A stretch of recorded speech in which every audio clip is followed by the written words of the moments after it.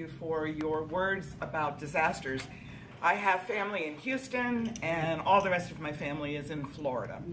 So I was telling Rick, all I've been doing is sitting by the TV, going between CNN and the Weather Channel, and then back to Top or Shut. So I'll be glad to do this morning and get your mind off of things. I'd like to thank you for inviting me this morning. Most of the time I'm here to get wonderful grants, so it's kind of nice to do something. And I was given a cautionary word from John Roach yesterday that he was such a success in his 2 appearances that I could not embarrass him to. This morning I want to boast about Tudor Hall. Tudor Hall is my home away from home. I was an early American history major in college and became a law librarian. So how that ever happened, I don't know.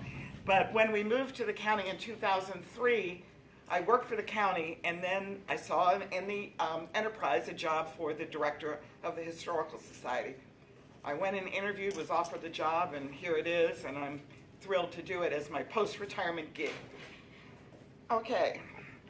Currently, Tudor Hall is the home of the St. Mary's County Historical Society, and we are responsible for its care. It's under an easement with the Maryland Historical Trust, as are most viable historic properties in the state.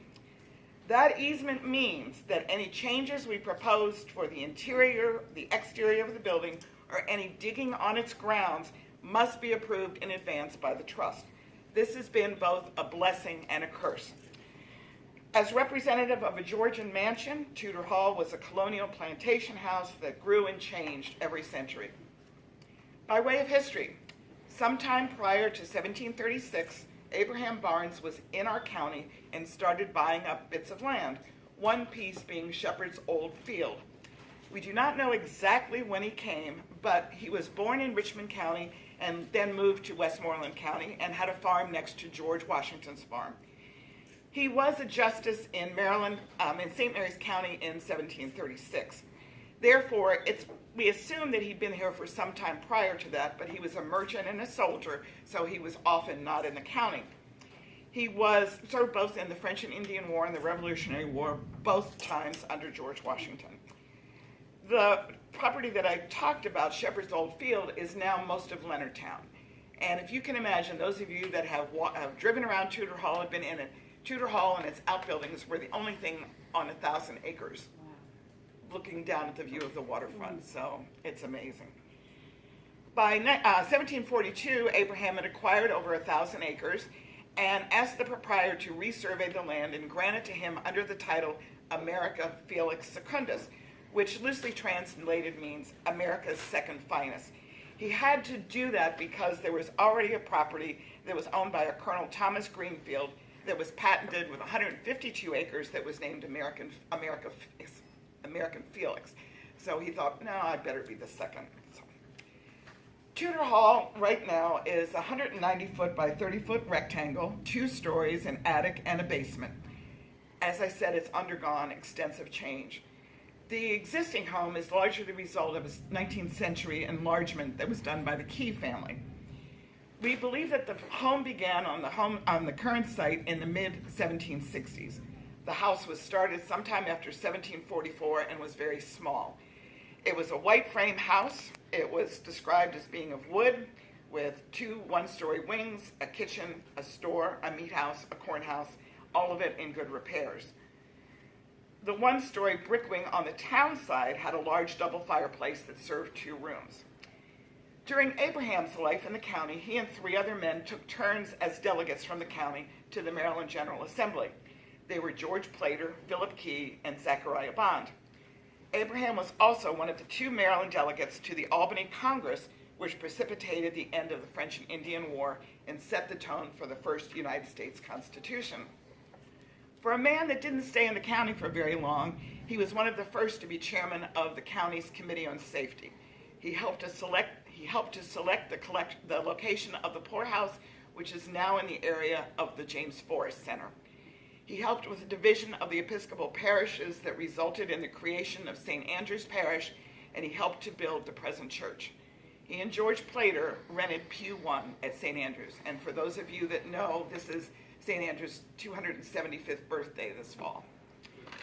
Abraham's sons, Richard and John, never married. John fell out of favor with his father and moved to Washington County. John took over many of his father's responsibilities, but he was also a merchant and also served in the two wars.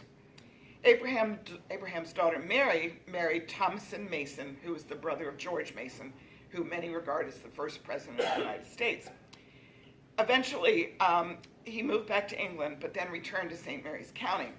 Prior to his death in 1804, in his will, he devised all of his property to his nephews, the sons of Mary.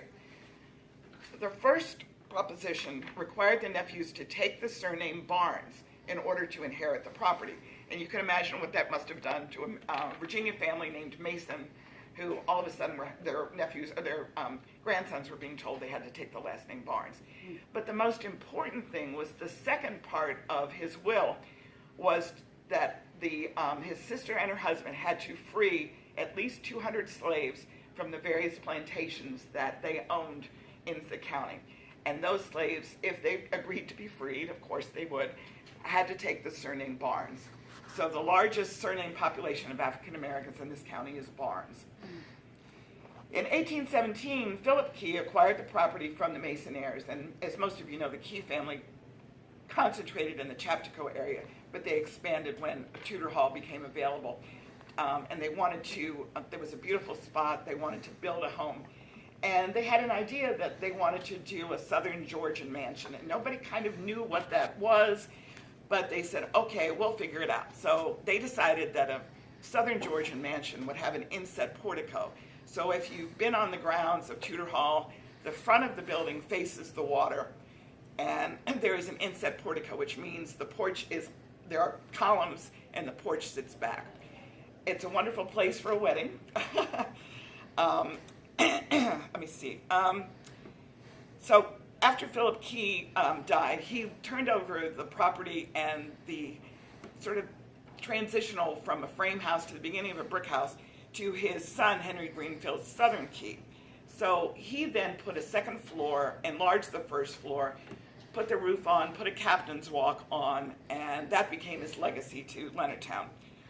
The Keys owned Tudor Hall for the next 200 years, but most of the time they didn't live in Leonardtown. Most of them were attorneys and members of the General Assembly. They all had homes in Annapolis or Washington, so they would come to St. Mary's County, to Leonardtown, to vacation, between sessions of the Assembly, to live there. But when they weren't there, they would loan out the property to friends, to organizations. Up until the time the base was being built, it was being used as a staging area for men that came in to help build the base. During the 19th century, Tudor Hall was stuccoed, and you can imagine what it looked like changing from a brick facade to a stuccoed facade. And back then, stucco was a relatively cheap application to a building, so it didn't look very nice. And I'll tell you why that's of concern in a minute. Just one or two wonderful stories about Tudor Hall. During the War of 1812, a young woman who was a descendant of Henry Greenfield's Southern Key, her name was Eliza, and a friend, Janet Ware Thompson, went down one day to the waterfront in Leonardtown and asked to speak to Admiral Coburn, who was the admiral in charge of the British fleet in that area of St. Mary's County. And they told him, which was a fabricated lie, that the courthouse held Sunday school in its basement every Sunday, and would he please spare the courthouse. So he decided, he told his men the courthouse would be spared, and because he was so impressed with the fortitude of this two young women, that he asked that Tudor Hall be spared as well. So, great story. Also, Eliza was the grandmother of F. Scott Fitzgerald. So there is a wonderful tie to F. Scott and his wonderful work as an author over the years. One of the great stories was the Key family that was living there in the 1830-1840 period had an aunt who was rather sickly, and there was a large clock in Tudor Hall that unfortunately is not there any longer, but it used to chime irregularly, and apparently the aunt was very sick. One of the servants was sent to get a doctor from Leonardtown. As they came around what is now Courthouse Drive and were coming towards Tudor Hall, they heard the clock chiming, and when they got there, she had died. So there are all these interesting stories. How true they are, we're not sure. In the present time, in the 1950s, Mary Patterson Davidson, who was a county resident who was directly related to the Pattersons that in southern Calvert County, decided that she wanted to do something for St. Mary's County. She had seen the library bookmobiles going around, wanted to get a library building in the county. She thought it was time. So she spoke with a friend of hers, a woman named Gertrude Sawyer, who was one of the premier female architects in Washington, D.C., who had already been working for the Davidson family, designing the house and the barns and other properties at what's now Jeff Pat Park, to design the library. So then she approached the county commissioners, and she said that she would do this for the county, the provisos being that, one, there'd be some kind of a plaque erected at the front of the building listing the names of all the men who had served in the 2 world wars. Commissioners said that's terrific.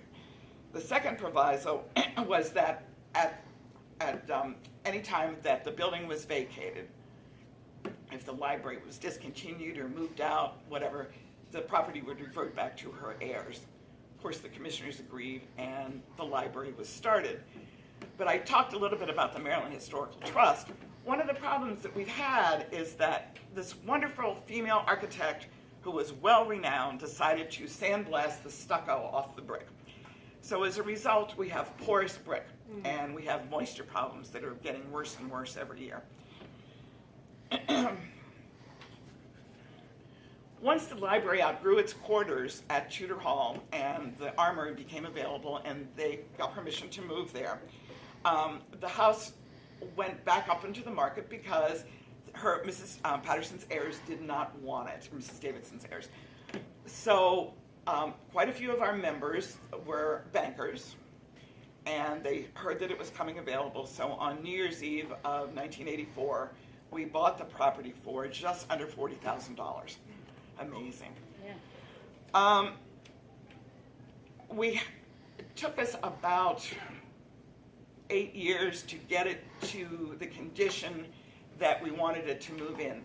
The Historical Society had been alternately housed in the old jail, Cecil's Mill, some other properties, and once in a home. So they knew that they were going to be able to use a lot of the library facilities, but they wanted it to look more like a home. Well, that's why we had to get an easement with the Maryland Historical Trust, because that was the only way to get money to do what we wanted to do. And for those of you that may have historic homes, that may have easements with the trust, they've been alternately helpful and alternately a pain in the whatever. So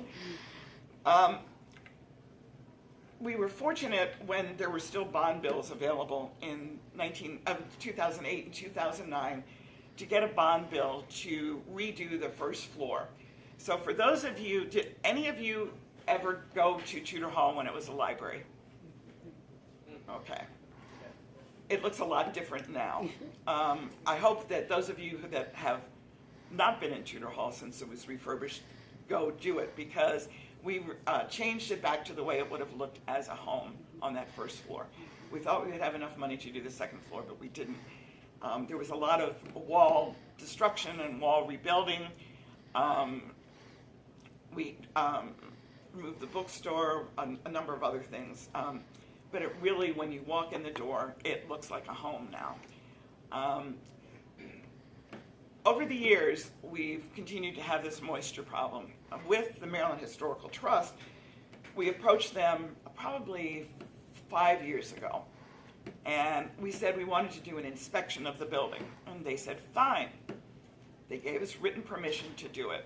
So the folks from Guy & Guy Masonry gave us a proposal, and their proposal was they were going to do a 20-foot section on the back side of the building, go below ground, determine once and for all if we had a foundation and what kind of a foundation it might be, go all the way up to the roof, and from that way they would be able to determine what needed to be done to the building and what it possibly might cost.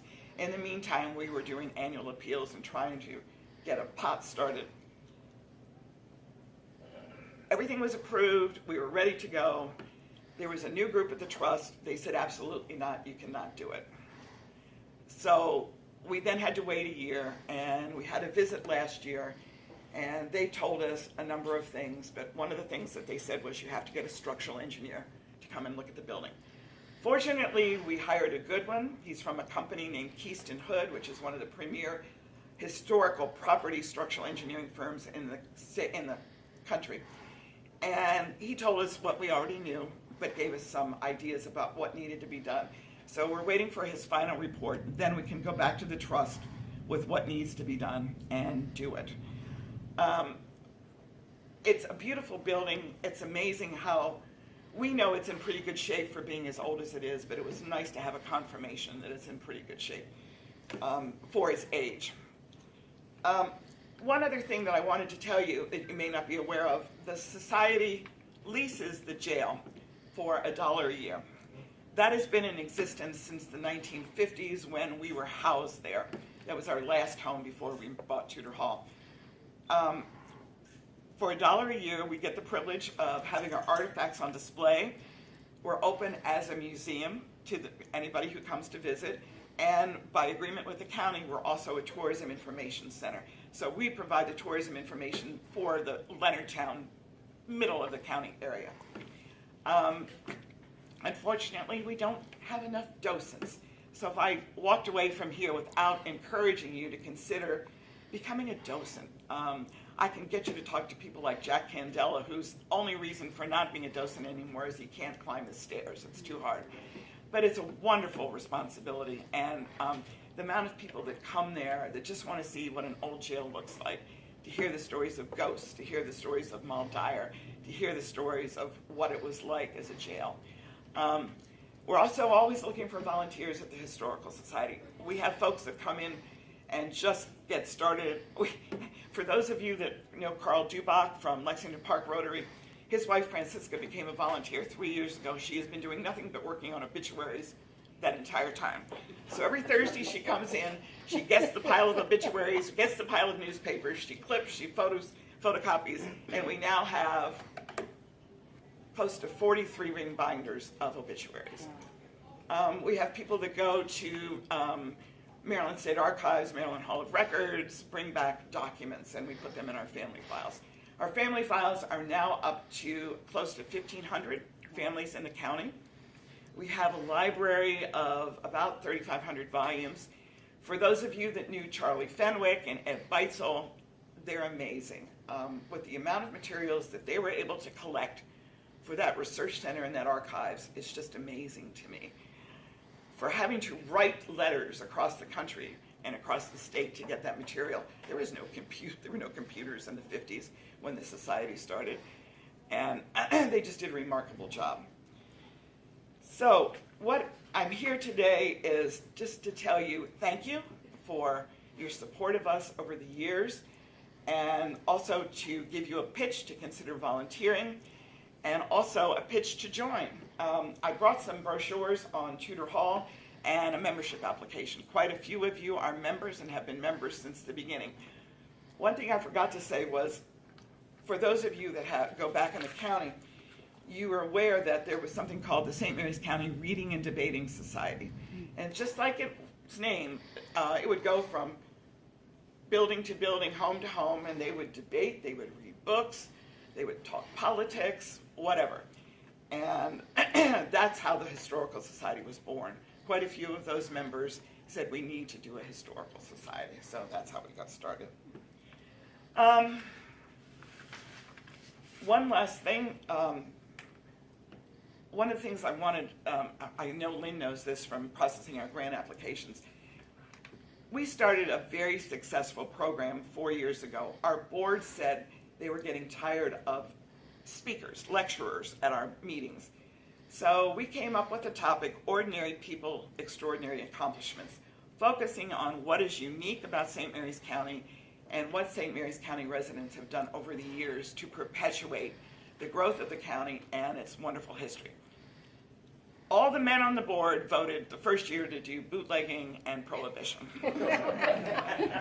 We weren't quite sure how it would go, but the whole thing was we were videotaping this, and it was to encourage people to tell stories.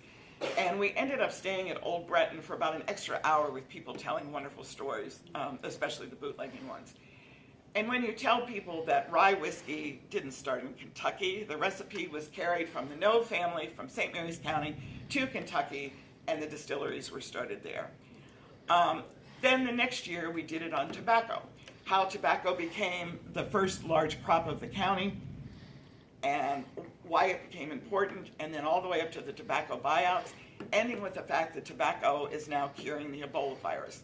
So you're covering a period of 1634 to 2000, whatever.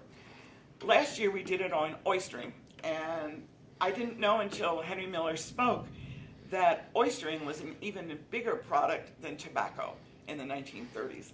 In 1935, there were 3.5 billion oysters sold from St. Mary's County watermen. Amazing. This year, we did it on stores as community centers. And this was by far our best attended meeting and our most, trying to think of the correct word, everyone was excited about it. We had asked people to vote at last year's meeting, and that topic hands down became the one that everybody wanted. We had stories by Johnny Wood and Tommy McKay of what it was like to be in a family store. Other people stood up. So now we've got a group of people that want to write a book about stores. So now we're trying to collect as much information as we can. So any of you that have family members or have pictures or anything about any stores, please let me know. Because it just tied together the whole county. Families intermarried, bought each other's stores. Some stores only stayed in existence for the one crop of tobacco and then went out of existence. But those were the centers of this community. And so next year we decided to do something to get more kids. And when we started reading about the importance of horses, and we started looking at the early settlers in St. Mary's City, actually put an embargo on horses being imported from Great Britain because they thought the horses were destroying their crops. So, those great stories, and all the way up to the fact that there were no roads in the county until basically the 1920s, 1930s. There were no roads south of Leonardtown until 1933, I think, something like that. And so that's going to be another fun topic. So if any of you have any other topics that you think might be fun for us to do, please let us know. Those of you that have ties to the county, that have lived there, or your families have lived here. We've acquired more members because the word has gone out that these are fun evenings. And I would be remiss if I didn't tell you that the DVDs of all 4 of those programs are available for sale for $10 at our bookstore. And they're fun to just sit and look at. And so I would like to thank you for inviting me, and had a really good time. And again, the brochures are up here. And if there are any quick questions.